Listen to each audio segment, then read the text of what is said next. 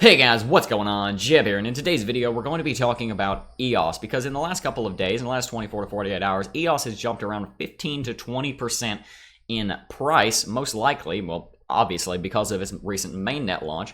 EOS was in an ICO for a year. That's one of the longest ICOs that I think I've ever heard of. I don't remember one ever lasting longer than that. And EOS raised around $4 billion in capital during that ICO. So there was a very successful ICO. It was a number 5 cryptocurrency worth $12 billion in ICO. So it certainly has a lot to prove.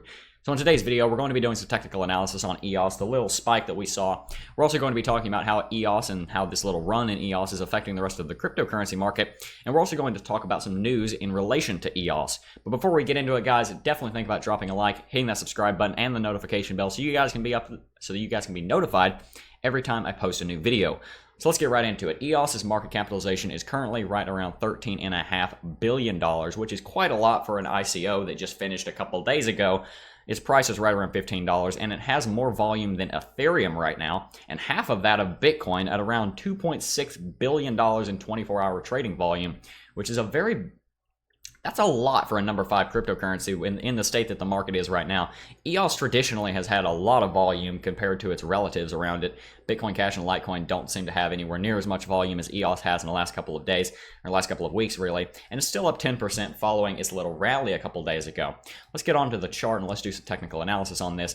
I'm going to be brief on some of this because I covered this in yesterday's video, but just to catch us up, I want to talk about what basically happened with EOS. It got up here, got a little bit of resistance on this 130,000 Satoshi level and ran all the way up here to around 245,000 Satoshis. From there, it cooled off and formed this inverse head and shoulders pattern, as we can see with the left shoulder here, the right shoulder here, or the left shoulder and the right shoulder if he's upside down, but you get what I mean. And here's the head.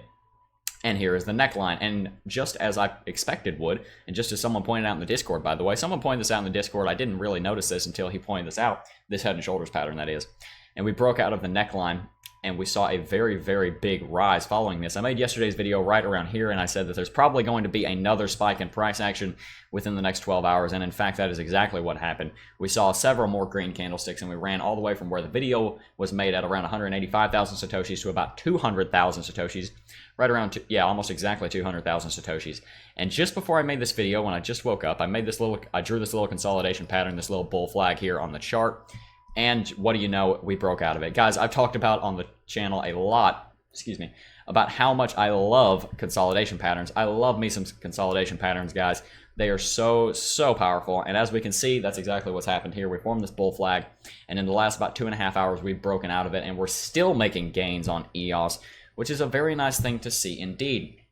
Here on the 30-minute chart, it's getting pretty close to overbought on RSI. If we come out here to the hour chart, we're still pretty close to overbought on RSI. But if we come out here to the day chart, we're pretty up there also, but we're not as far as we could be. EOS has gone significantly higher than 80 on the RSI before in some of these insane runs, like over here in the end of April. So this is just absurd. Look at this green candlestick. That is insane.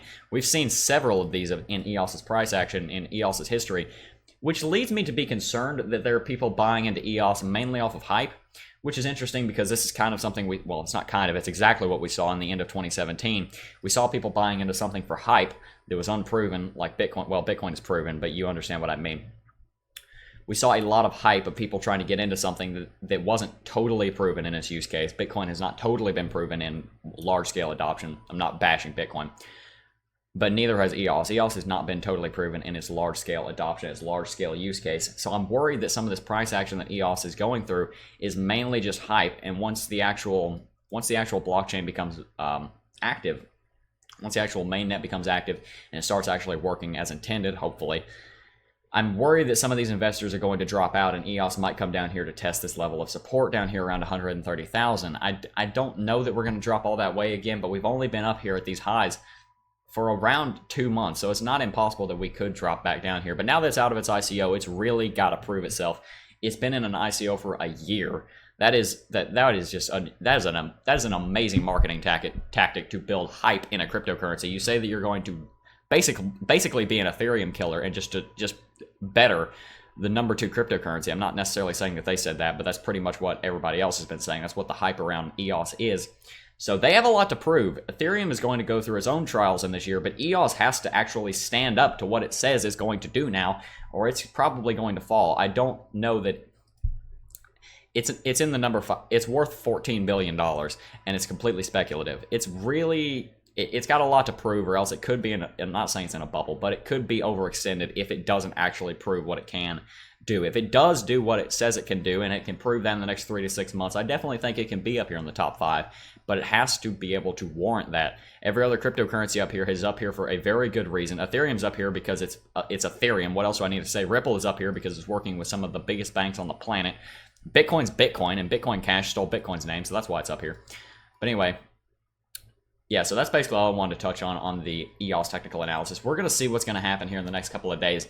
I'd be careful buying into this now. I think most of the gains that you would have made in EOS would have been made in the last 48 hours. I'd be careful buying into this because this could just as easily make a little top here and then fall over to like the 170 or 180,000 Satoshi level. A lot of people have made a lot of money in EOS, but be careful buying into it now because I think a lot of that hype is probably gone.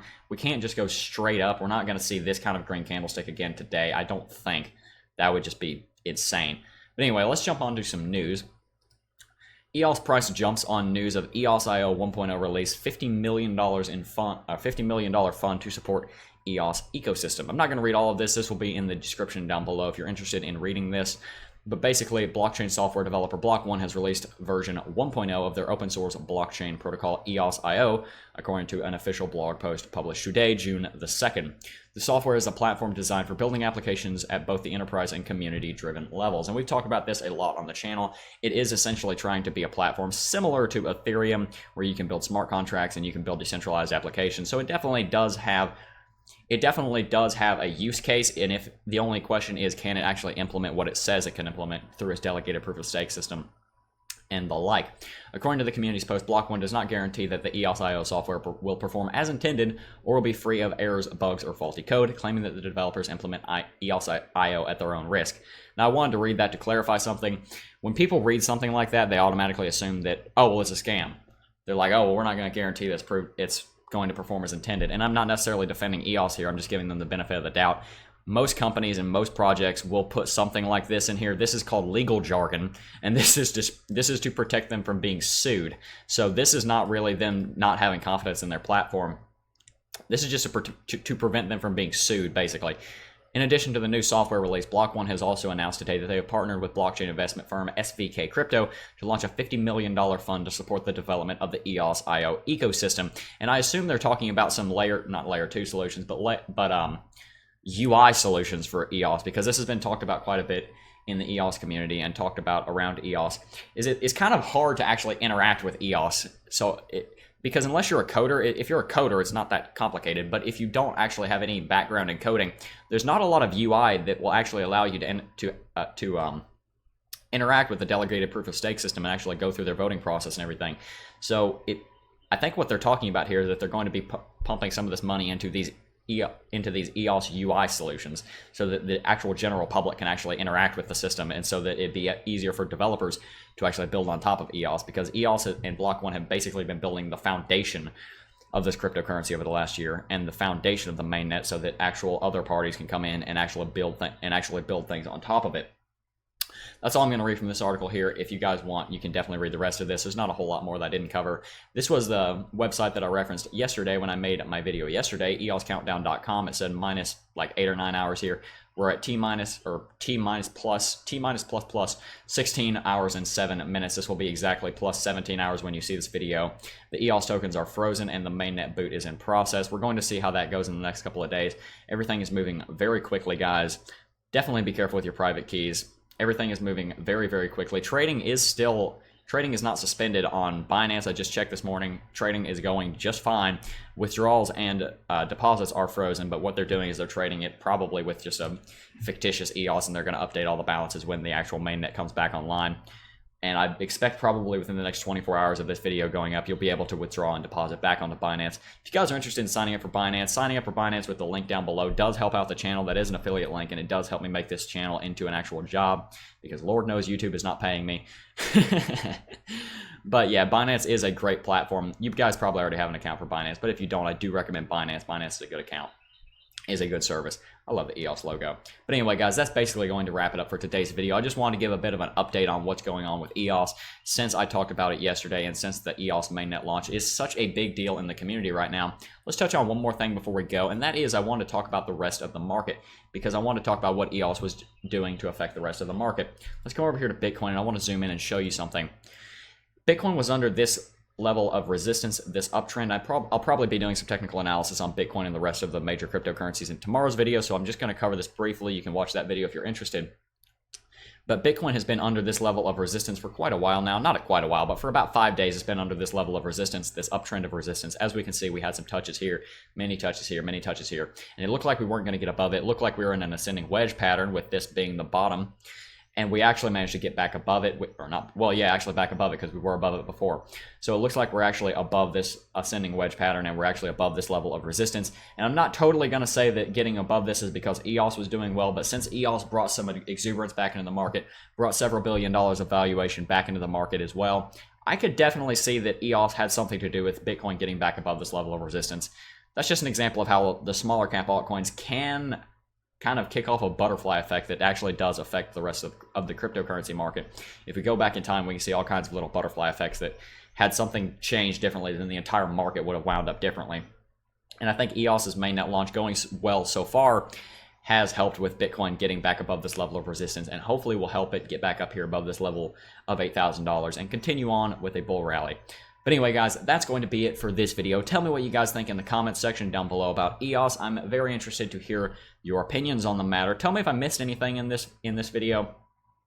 But that's going to be about it, guys.